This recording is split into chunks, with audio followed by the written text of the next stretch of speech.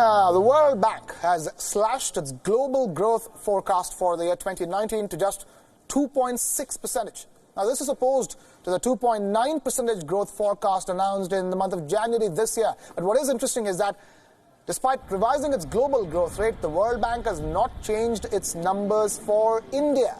The World Bank has retained projections for India's economic growth at 7.5% for the current fiscal year. The World Bank has also pegged the growth at the same 7.5% for the next 2 fiscal years. In fact, for India, a growth of 7.5% is pretty good, given that its economy grew just 6.8% in 2018-19. The growth had further plunged to 5.8% in the fourth quarter of the year, which was a 5-year low.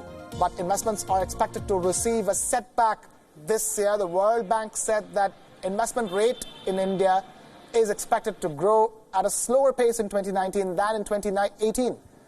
Now, the World Bank made a reference to the Pulwama terror attack and the Balakot airstrikes in its report. It said, and I quote here, "Skirmishes between India and Pakistan in February are a reminder that latent geopolitical tensions can flare up at any time," unquote.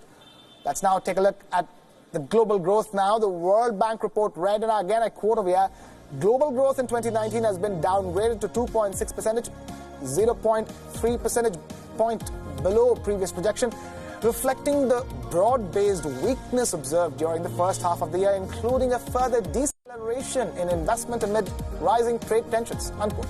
Now, there are various factors responsible for this cut in the global growth forecast. The US-China trade war is one of the main possible factors. Washington and Beijing have been locked in a trade dispute since the beginning of the year, and the two countries have slapped each other with sanctions.